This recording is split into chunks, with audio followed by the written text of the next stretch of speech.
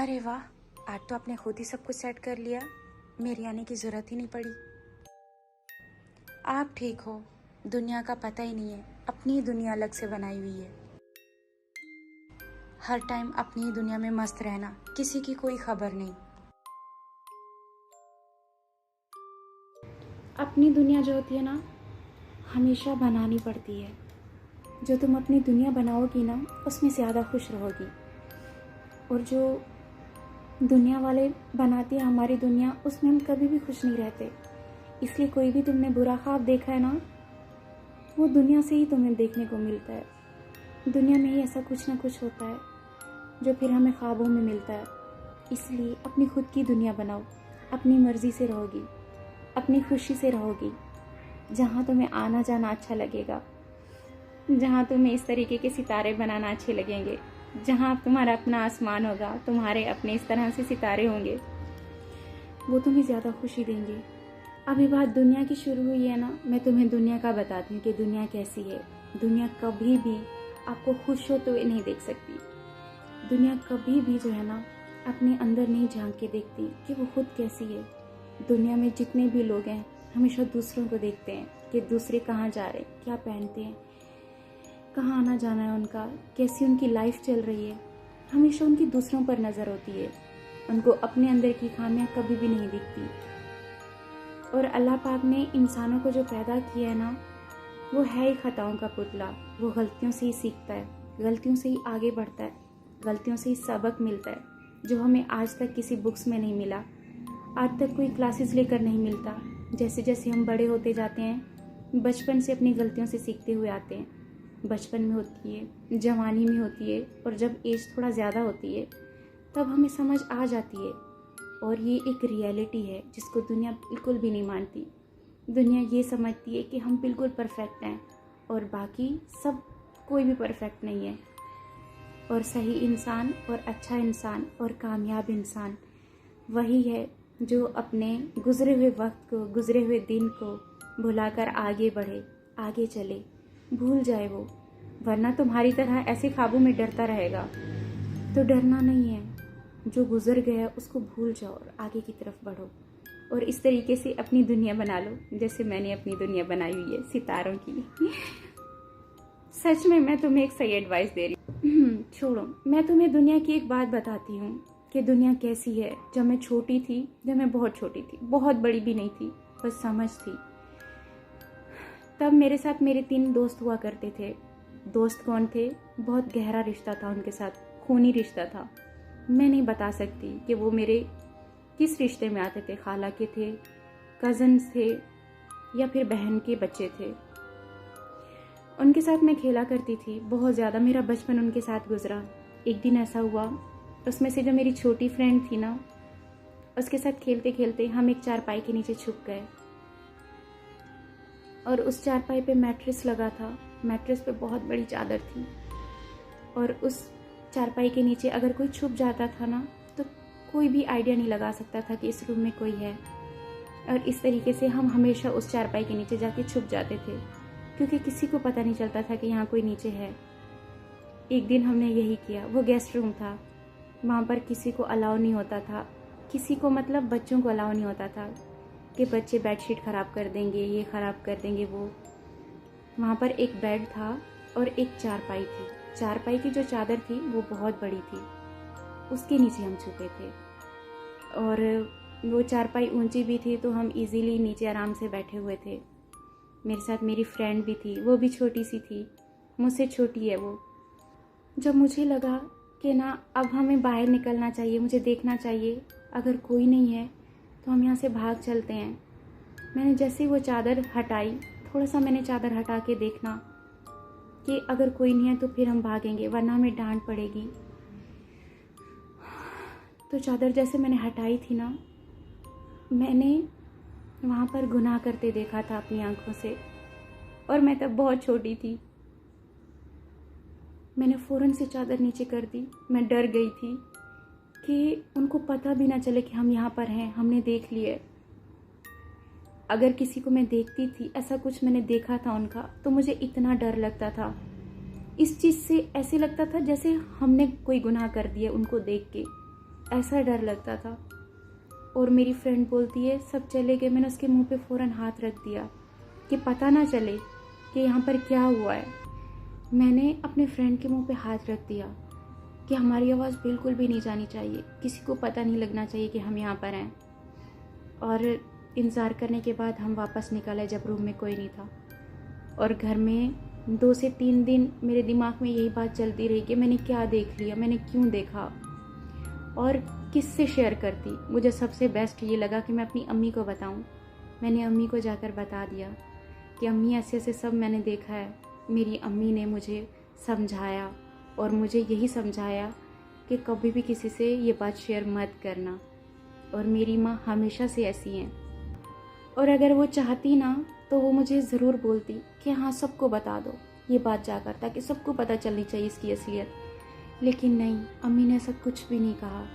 अम्मी ने मुझे समझाया और शुरू से फिर मेरी देखी आदत वैसी बन गई। जो बात मुझे मेरी माँ ने समझाई थी, उसके बाद ना जाने मैंने इन आँखों से क्या कुछ नहीं देखा। लेकिन मैं हमेशा चुप रही। मेरे ऊपर क्या कुछ नहीं बोला गया। इससे तुम्हें हिम्मत मिलनी चाहिए। तुम अपने ख्वाबों से मत डरा करो। तुम्हें मैं अपने लिए बताती हूँ, मुझे बहुत बुरा बोला गया, बहुत गलत बोला गया, लेकिन मैंने अपनी आंखों से बहुत कुछ देखा हुआ था। आज तक मैंने फ्रंट पे आकर कभी भी नहीं बोला। हमेशा अपने आसमान को देख के अल्लाह से बातें करके बोल देती हूँ, लेकिन कभी भी नहीं बताया। और तुम्हें पता है, जिसको मैंने गुनाह करते देखा था वो मेरा खूनी रिश्ता था। अगर मैं बताना चाहती तो अब भी मेरे पास वक्त था, मैं बता सकती थी, लेकिन नहीं, उस पर मेरे अल्लाह ने पर्दा डाला हुआ था।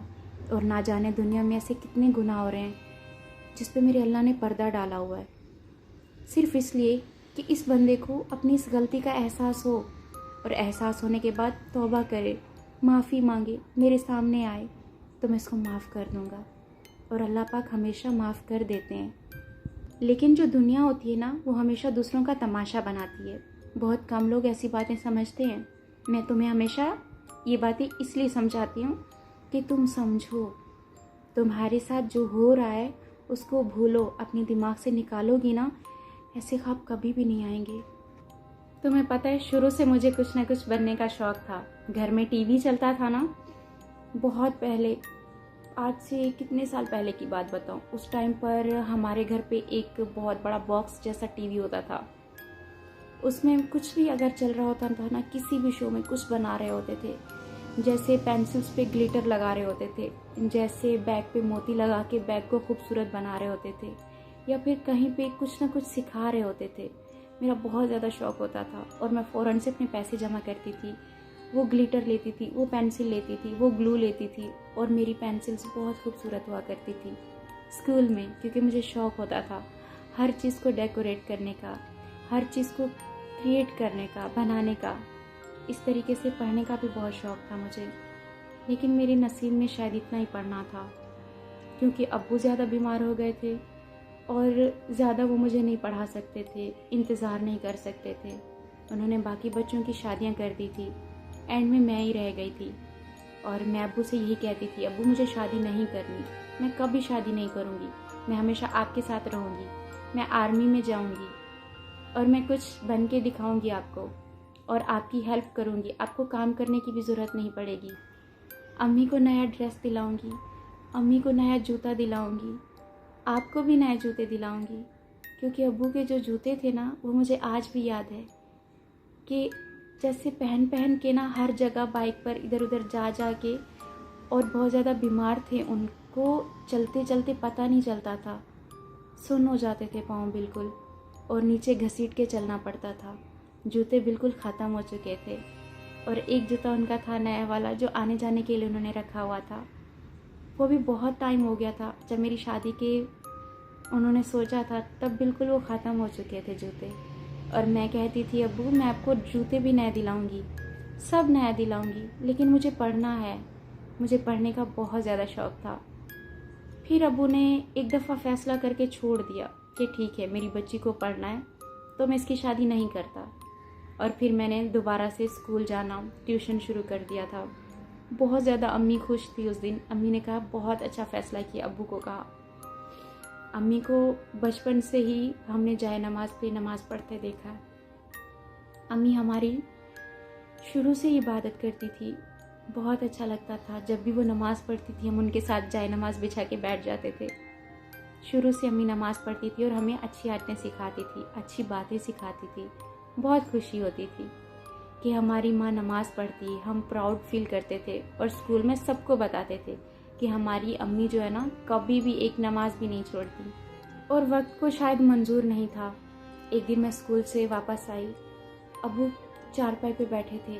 एकदम से उनकी तबीयत ख़राब हुई और जहाँ चारपाई पे बैठते थे ना, बिल्कुल पास ही प्लांट थे, वहाँ पे बैठा करते थे। वहाँ पर हरियाली काफ़ी हुआ करती थी और प्लांट ऐसे थे कि चारों तरफ ईंटें लगी हुई थी, अंदर सारे पौधे हुआ करते थे। और ईंटें कैसी थी, इस तरीके से ट्रायंगल शेप में उनके कोने निकले हुए थे। और अब्बू चारपाई पे जब बैठे थे, एकदम से उनकी तबीयत ख़राब हुई और वहाँ से एकदम से नीचे गिर गए। और जैसे नीचे गिरे, उनका मुंह ऐसे खुला हुआ था और वो जो ईंट थी ना, वो यहाँ पर आकर लगी, तो यहाँ से सारा ब्लड निकलने लगा। और मैंने जब अपने अब्बू की ऐसी हालत देखी ना, तो मैंने उस दिन तो डॉक्टर के पास ले गए, पूरा दिन वहाँ एडमिट भी रहे और वापस भी ले आए। मैंने अब्बू को यही कहा कि आप जैसे कहेंगे मैं वहीं शादी करूँगी। और भले मेरी उस टाइम पे कम एज थी, लेकिन मेरे अब्बू को ये था कि वो अपनी आंखों से देख कर जाए मेरी रुखसती, अपने हाथों से रिश्ता करके जाएं, ताकि उनको पीछे यकीन नहीं था किसी के ऊपर कि मेरी बेटी का रिश्ता अपनी मर्जी से किसी को भी पकड़ा दे, किसी के भी हाथ दे दे। उनको पीछे यकीन नहीं था। उनको सब पता था अपने ख़ानदान के बारे में, उनको बिल्कुल भी इस चीज़ पे भरोसा नहीं था। और मैं कहती हूँ, मैंने बहुत अच्छा किया था अपने अब्बू की बात मान के। मैंने फ़ैसला यही किया अपने अब्बू की हालत देख के कि मुझे शादी करनी है। उसके बाद फिर शादी की तैयारियां शुरू हो गई। आज ही पूरी कहानी सुनोगी। अब्बू के लिए मैं आगे और नहीं बता सकती, मैं फिर कभी बताऊंगी। अभी मेरा दिल बहुत उदास हो गया, फिर आऊँगी अपनी कहानी सुनाने के लिए। अभी तुम जाओ और भूल जाओ दुनिया का। तुम्हें पता है कि दुनिया कैसी है। जो खून के रिश्ते होते हैं ना, वही हमें डसते हैं, वही हमें तकलीफ़ देते हैं और नाकाबिले बर्दाश्त टाइम वह होता है जब हम अपनी आंखों से सब देख भी रहे होते हैं, लेकिन हमारे खिलाफ जब ऐसे प्लानिंग की जा रही होती है, पूरी दुनिया के आगे तमाशा बनाया जा रहा होता है, वो सब देख रहे होते हैं और बर्दाश्त कर रहे होते हैं कि इंसाफ तो अल्लाह ने करना है, और वाकई वो करते हैं। तो तुमने आज के इससे क्या सीखा? सब कुछ भूल के आगे बढ़ना है, बाकी सब अल्लाह संभाल लेंगे। बेस्ट प्लानर है वो इस दुनिया में, कोई प्लान नहीं कर सकता। दुनिया जितना पीठ पीछे प्लान करे, बेस्ट प्लानर कौन है? अल्लाह है। तो अल्लाह को प्लान करने दो, दुनिया अपनी मर्ज़ी से प्लान करेगी, अल्लाह पाक अपनी मर्ज़ी से प्लान करेंगे। तो आप अपनी मर्ज़ी से अपनी ज़िंदगी गुजारो, जैसे तुम चाहती हो वैसी दुनिया बनाओ अपनी। फिर आऊँगी मैं तुम्हें बाकी बातें बताने, मेरी शादी कैसे हुई थी और मेरी शादी में फिर आगे क्या सब हुआ था, वो सब आगे बताऊँगी। अभी मैं जाती हूँ, ठीक है? सब भूल जाओ और खुश रहो। उफ, जब भी मुझे इनकी कहानी इंटरेस्टिंग लगती है, उसी टाइम ये अपनी कहानी को छोड़ के चली जाती हैं और कहती हैं दोबारा सुनाऊंगी। लेकिन इनकी कहानी सुन के ना मुझे ऐसे लगता है जैसे इनके साथ कोई ना कोई तो मेरा कनेक्शन है, कहीं ना कहीं से तो जुड़ा हुआ है। अभी नहीं बताएंगी, लेकिन इनकी कहानी अगर हम सुनते रहे ना, तो मुझे पता चलेगा कि इनके साथ मेरा क्या कनेक्शन है, कहाँ से जुड़ा है। तो इनके आज की कहानी से हमें भी बहुत कुछ सीखने को मिला है कि अपने कल को भूलो। जब तक हम अपने कल को नहीं भूलेंगे, अपने गुजरे हुए वक्त को नहीं भूलेंगे, हमारे दिमाग में ये सब चलता रहेगा। और परफेक्ट लाइफ वही है, परफेक्ट इंसान भी वही है जो बहुत जल्द अपने गुजरे हुए वक्त को भूल जाए और आगे की तरफ बढ़े। तो इसी के साथ हमारे सितारा के आसमान को सब्सक्राइब करें। इतना प्यार देने के लिए थैंक यू सो मच। और फिर इसको दोबारा पकड़ के ले आऊँगी, दोबारा कहानी सुनेंगे, ये कहाँ भाग के जाएगी। इजाज़त, मैं मिलूंगी, इसको दोबारा लेकर आऊँगी एक और कहानी के साथ। और कहानी नहीं, यही कहानी जो अभी सुना रही है, इस कहानी को दोबारा कंटिन्यू करेंगे। तब तक के लिए बाय बाय।